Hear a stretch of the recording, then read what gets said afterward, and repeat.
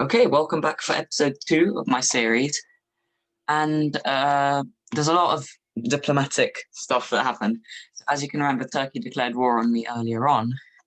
But the thing is, Turkey actually declared war on pretty much every single country in the world. So that's actually, luckily, I did manage to get through to him. So we agreed to an agreement. And I think he only did that because he was leaving anyway, and he sort of launched a all-out attack on these colonial territories of France and Syria, modern-day Syria. So yeah, that's all cleaned up. That's not going to be a problem because Turkey is not playing anyway. And I did end up allying with Japan. I'm not in the coalition, but we have got a state of an alliance, and he's attacking Manchukuo. It's nice to be allied with Japan and even just have a non-aggression pact, which is definitely what we have currently, because that means you're not going to get backstabbed in the east when you're focusing on the west, because this is what most of your this is where most of your industry is. This is where you're going to be doing most of your battles normally. I've assembled my army on the Polish border, and we are definitely going to attack Poland today. The problem with this is that this does mean that we are going to have a border with Germany, who's already at war with Poland. They have taken some stuff already. But they're also all with France and the Netherlands, who for some reason, I mean, he's an AI, but he's also allied with me. But that's kind of on his side. I think he's shared map, but I don't think I have. And then again, he's an AI, so it doesn't matter that much. But when we do take Poland, we are going to have most likely a border with Germany, and that's a problem because that means the series could potentially end at any moment with the Germans deciding to open Operation Barbarossa. Now I think we are going to take Poland, and then we might develop some forts and some stuff just to prevent Germany from attacking. As you can see, the resource situation is better.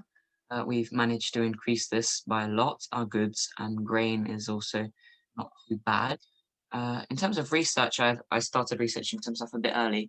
But basically, I'm researching heavy tanks and SP artillery because we get bonuses on SP artillery as the communist doctrine, and our tank bonuses are mostly in the heavy tank as well, and they get buffs against other heavy armored units, which is great because we can use them as a defensive, almost like a fortress, if you like, as a defensive unit against any potential German medium tanks or light tanks or heavy tanks, which are going to attack us. So that's great. If we can get some more heavy tanks. Yeah, the thing is, Germany starts off with a massive army, so if he does attack me now, that could be an issue, especially since he does have a tendency to attack pretty much everyone. He's already at war with a lot of countries, but not that much actually. Only really France, Poland, a lot actually. I think he's also at war with Denmark and Free City of Danzig. That doesn't matter that much. It's pretty small. Probably Luxembourg as well and Holland. So a lot of countries that he's at war with. So potentially, if when I do get a border with him, I could also attack him if he's focusing on France. We've got a report. Never mind. Yes, as you saw, Britain declared war on me lately, which is a bit of a problem, but I'm nowhere near his borders realistically. I mean, Japan and his ally nationalist China are going to deal with Britain in Burma and probably also Malaysia, so I'm not too worried about that. This is the nearest British territory that I have around Israel and Jordan, and these in the Middle East. But again, the only way I can really get to that is through Turkey, who's my ally for now. But he's probably going to go inactive soon. So yeah, I could potentially. And in Africa, again, I mean, yes, it's a problem, but I've got literally the #1 country in terms of points at war with me. But on the other hand, he hasn't got any borders, so that's not the biggest issue. All right, so what was I going to do? I was going to build some industry. Yeah, there you go. All provinces and sort by resource. So if we go on to grain, because that's what we need the most currently. What is our top? But yeah, this is the rural grain province that I invested in. So we're going to level this up to level 2 because there's a big gap between level 1 and level 2. By level 2, I think you'll be increasing the original produce of the state by plus 100%, which is mental. Well, in a way, I guess, but as you know, I like my local industry, so that's going to be useful. And also, every country in this game, they have different numbers of cities, which is great. But all of them start off with, if there's an active player, which is every country above 5 cities, or with 5 cities, has only 5 that are double production, and the rest are just single production. But the problem is, we've only actually got 2 double production cities on our western side, on the western side of the Urals. That's Stalingrad, which gives us grain, so I'm investing in industry there, and Moscow, which gives us rare materials. But then some cities like Krasnoyarsk, and what's the other one? Krasnoyarsk and Vladivostok is actually on the far east, right on the border with Japan. But Krasnoyarsk and this one, Novosibirsk, are kind of together around the area of Mongolia, Siberia, that sort of area. And they really don't have anything built. They just start off with one industry, which is annoying because they're like in our top 5 cities. So I felt like I might want to develop that a bit. But the only problem is I actually started building industry in Novosibirsk, so I can't build anything there yet. But I might build maybe just a tank plant, possibly, or maybe it would actually be better just to build a barracks and maybe also level that up because goods are a second priority currently. Yeah, actually Vladivostok is the one that starts off with quite a lot, but then Krasnoyarsk and Novosibirsk are the problem in terms of that they start off fairly undeveloped. Yeah, I've started building infrastructure here as well. I'll produce some stuff later on, but I did produce some stuff before the episode as well. So again, we want a massive army as the Soviet Union because they are going to get nerfs, or not necessarily nerfs, but they're going to be weaker than the other doctrines, but they are going to be cheaper to produce, so we're just going to have more of them. Okay, so this is the part that you've been waiting for, I assume, or I've been waiting for at least. We're going to start the invasion of Poland. I've circled a few fighters and this bomber over. This area here is probably going to be the biggest issue. There's a cheeky light tank, which could potentially be annoying. But here, this isn't going to be too much of an issue. So there's only one unit here with a fort. So armored cars have a nice damage against infantry units. So I think I'll send this and this.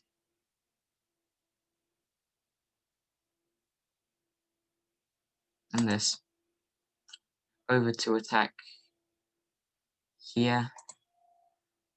Okay, I'm going to do a surprise attack because that gives me more time. And over to Vilnius. It says Wilno. I think that's the old name. Currently, it's actually part of modern-day Latvia. Not Latvia, Lithuania. Sorry, that's embarrassing. Yes, it's the capital of Lithuania, actually. But that's after the Soviet invasion of Poland in 1939. I guess we're sort of recreating that also because Germany is also at war with Poland. But I guess it's not really the same kind of coordination, if you know, it's a bit different. We're sort of doing it our own ways. Germany still hasn't replied to my message, neither has Britain. And Britain's actually at war with me now. Sorry, I'm just talking to fill in the time while this sort of doesn't really want to respond. But basically, I think I'll send the light tank over here to prevent revolts, and then the anti-tank, and then the light tank is going to go over to this province. Okay, there you go. It started working again. And light tank can attack here.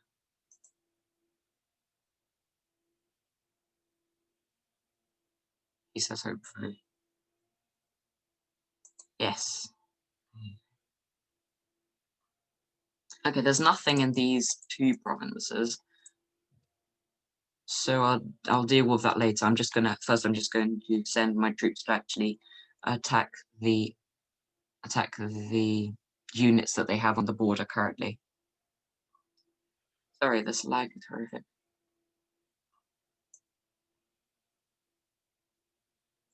Okay, so in the south, protecting Lvov, they don't have much, just 1 infantry unit. So potentially I can just swoop in and take that pretty quickly.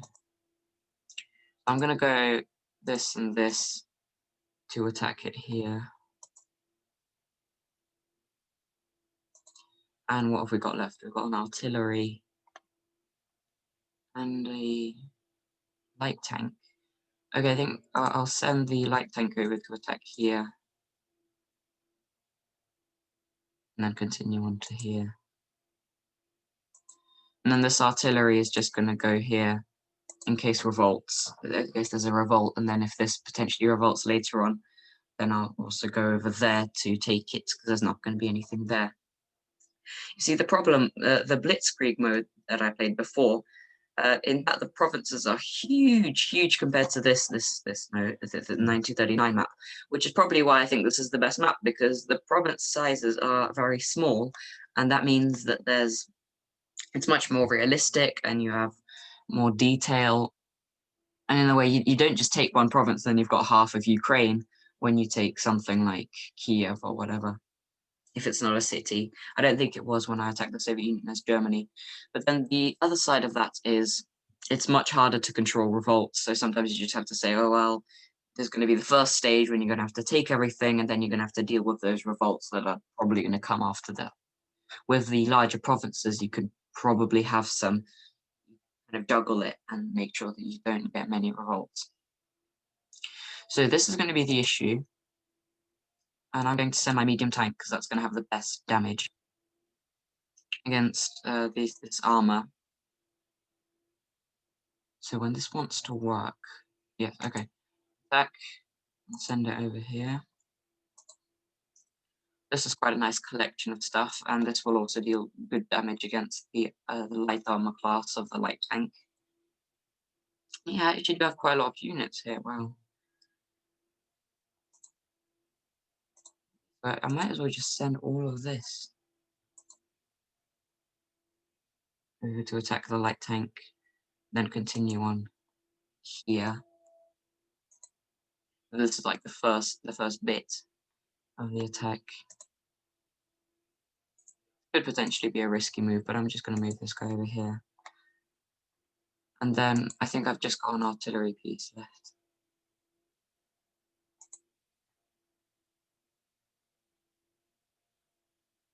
Okay, it's not in range, so it won't trigger the war straight away when I do send it to attack here. It will get the bonus in the heals, which is nice. Okay, now there's just an artillery division here, which isn't going to be too much of a problem, I think. I'm not going to attack with the militia. I could potentially send it in to defend against revolts. As you see, it's a big thing, at least in my view. It could be a bit better without them, though, because then you don't have to worry about, you've taken over provinces and then you're going to lose them again. And especially what I don't like is that when a province revolts and you have units there, the units are going to turn to the revolting side. So if you have some valuable units, and I mean, the more units you have in a province, the less chance that it's going to revolt. But then if by the small opportunity it actually does revolt, then you're going to lose the units that you put there to protect it. Wow, that took forever to select. It's really doesn't want to function well today, which is an issue.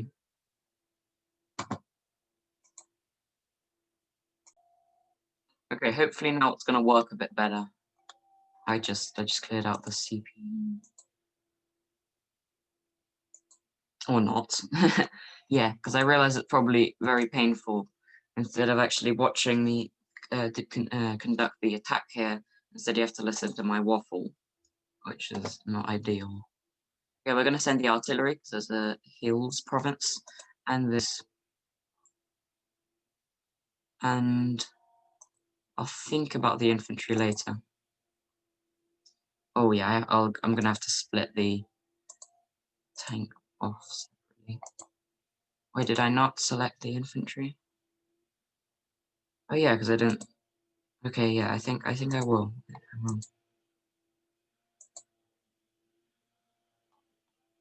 That's going to attack there. Then we're left with a militia and a heavy no, not. Well, I wish it was a heavy tank. No, it's an anti-tank. Okay, so this is probably going to deal with this pretty well. And this can also continue on to this province. And then we're left with this group. There's nothing in these provinces, which means that this is going to be more or less a walkover.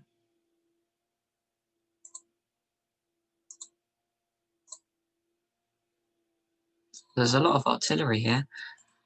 Okay, so these two can just go on to Bialystok. And then this infantry is going to go over to the forest, or it'll get a bonus. And that doesn't need it, I mean, there's nothing there. And potentially one of these tanks will also go on to Grodno. I'll think about that. Or maybe this province as well. And this artillery, I think I'll send one of them over to here to attack this artillery piece. Then one will maybe just move on to maybe just this province here. Yeah, it doesn't really seem to be working very well today.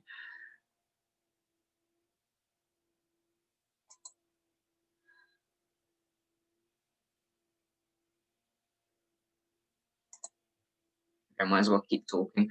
Also, the thing I just realized is that after the series is finished, I would have done one series for every doctrine. Obviously, I started off with my India series, which follow the Allied doctrine, then my series, which in the Blitzkrieg map mode, which concluded recently, and then the last, the current series, which is the Soviet Union series, and this is obviously the communist doctrine.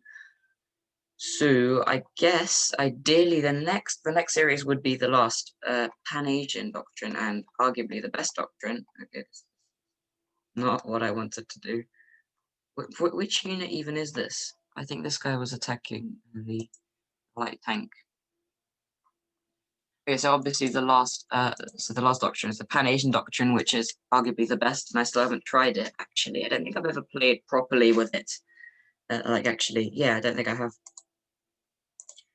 So, ideally, if I could find a game with Japan being free, which will be difficult.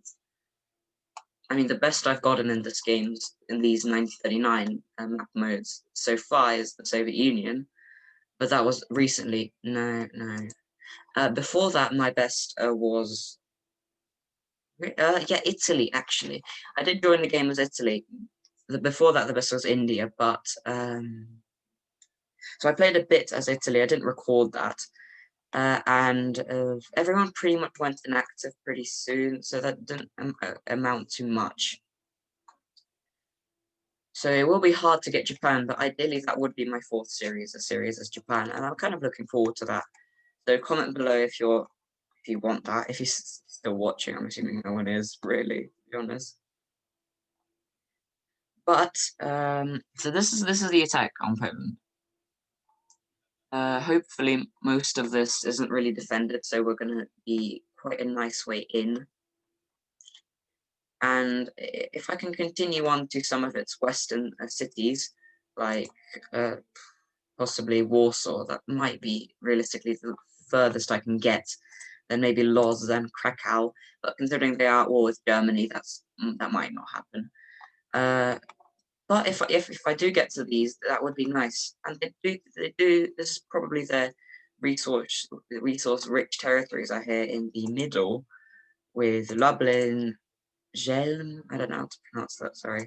So these are all rural production provinces. Great. So if I can get up to Warsaw, then I'm getting all of the rural resources pretty much.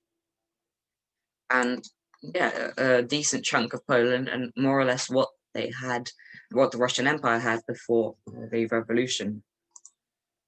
So that would be nice. In terms of further expansion, I'm at war with Britain, but if I don't take that into account, then perhaps we will want to take Tanatuba, because yeah, I mean, it's a small single city. So on that hand, it's not great, but again, I'm assuming it won't be too strong, and if we keep producing stuff in these cities, we're going to have definitely a large enough army to take it on. Finland is probably going to be one of my priorities after this in terms of big playable nations. Actually, playable nation, I think. Sure. I mean, I don't think anyone's playing it currently, but it. Oh, wow, I don't think it. Yeah, I think it's an AI country. Yeah, because it's only got 3 cities, so it can't be a playable nation. Okay, that's a surprise. Yeah, wow. Okay, so Finland is actually going to be easier to take down since it's an AI country. But that would be nice. And obviously the Baltics are probably going to be next after Poland. I don't think any of them are going to be particularly hard to take down. Altogether, they'll give me 3 cities, which is nice. I mean, obviously, I need an obscene amount to actually win this game of points. But every little helps. Hopefully, in close coordination with Japan, eventually, perhaps I can win this game. But my hopes aren't high. Ideally, I can just expand and take back most of the territories that belong to the Russian Empire. So I would assume Tenetuva, Finland, Baltics, Poland, which I'm already going to get, or as much as I can before Germany takes it. Obviously, not all of these Polish territories belong to the Russian Empire. Only about much. These bottom little bits belong to Austria-Hungary, and these areas, including Danzig, Gdynia, these all belong to the German Empire. So West Prussia and like Poznan, Posen. So yeah, if I can get the territories that belong to the Russian Empire, that would be great. So see you guys in the next episode. Hopefully by that time I would have been a very, very good way. I would have taken a decent chunk of Poland. And yeah, I hope you have a great day. Bye.